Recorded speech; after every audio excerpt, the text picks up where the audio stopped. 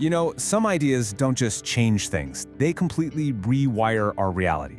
Today, we're going to take a journey through some of the most powerful discoveries that just shattered what we thought we knew and completely rebuilt our understanding of everything. From the stars way up there to the very code that makes us who we are. I mean, just think about it. How can one single, brilliant, and yeah, often really controversial idea completely unravel centuries of what everyone accepted as the truth? That's what we're going to explore. We're diving into the massive shifts in thinking that took us from believing we were the absolute center of the universe to becoming the masters of our own genetic code. Okay, so our first huge shift starts by just looking up. For thousands of years, what we saw in the sky seemed pretty obvious, right? But what happens when the most obvious answer is completely, totally wrong? It is really hard to overstate just how massive this change was. We went from this comfortable, intuitive idea that Earth was motionless and everything revolved around us, to the reality we know now.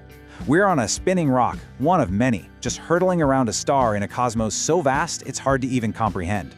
This wasn't just a science update, it was a huge philosophical demotion for humanity. And look, this didn't just happen overnight, not at all. It was a slow, painful revolution of thought. The very first spark of this idea came from a guy named Aristarchus, way back in the 3rd century BCE. But it took over 1,700 years for Copernicus to build a real model, for Galileo to get the telescopic proof, and for Kepler to write down the math that made it all make sense. The model was there, but something was missing, some invisible force that explained why it all worked. And that's where Isaac Newton comes in. Now, the story about an apple bonking him on the head is probably just a legend, but the core of it is true. He saw an apple fall, and he wondered, why does it fall straight down? Why not sideways or up? That one simple question led to a universe-defining answer. Gravity. That was it. This one elegant, universal force that governs everything from that falling apple to the planets swinging around the sun. All of a sudden, the sun-centered model wasn't just a theory anymore. It had a powerful, invisible law explaining exactly how it worked.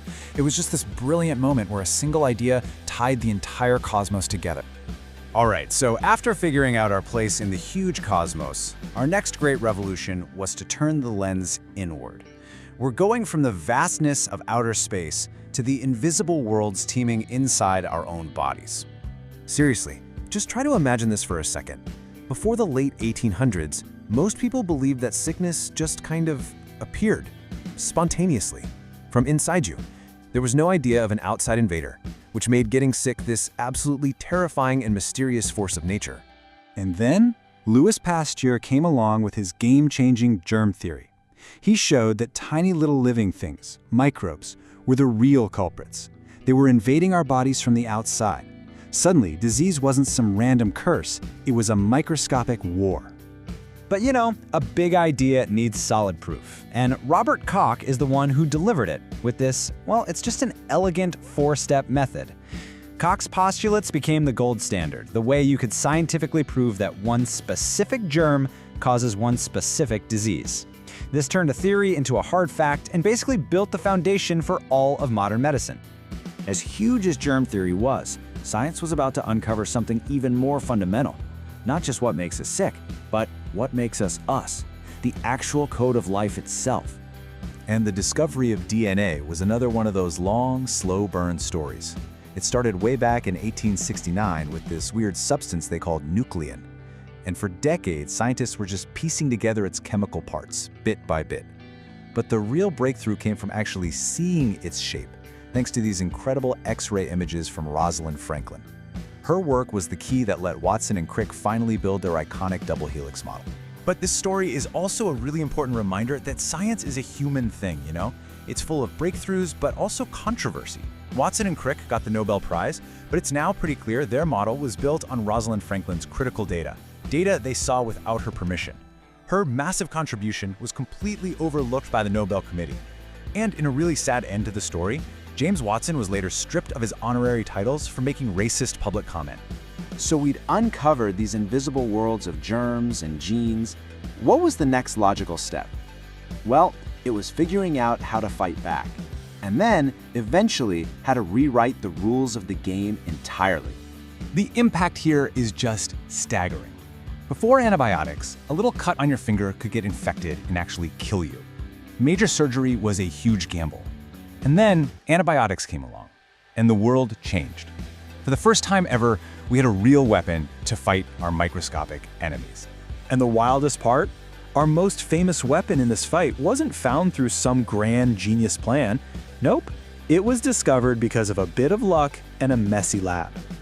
So the story goes, back in 1928, the scientist Alexander Fleming gets back from vacation and he finds a mold, Penicillium, growing on one of his bacteria samples. But instead of just tossing it out, he looked closer, and he saw something incredible. Around the mold, all the bacteria were dead. That one happy accident gave us penicillin, an antibiotic that would go on to save millions and millions of lives. For decades, we were on defense, fighting germs. But our understanding of DNA opened up this absolutely breathtaking new possibility. Why just fight the symptoms of a bad gene when you could, maybe, fix the gene itself? And that brings us to CRISPR.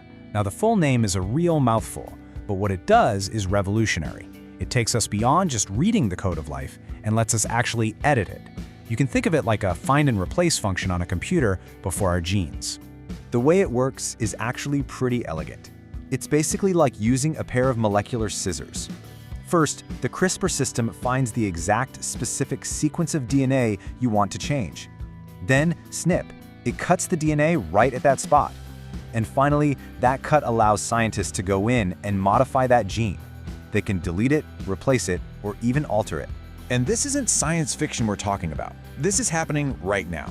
As far back as 2018, studies were already showing that CRISPR had the potential to replace the genes that cause horrible diseases like cancer and muscular dystrophy. The future of medicine is already here. Which brings us right to today. We've taken this incredible journey from thinking we were the center of the entire universe to now holding the power to edit the very essence of what makes us human.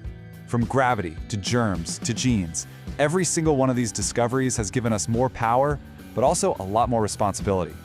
With the ability to edit the code of life itself, the next chapter of our story isn't one we're just going to discover, it's one we're going to have to write ourselves. So the real question is,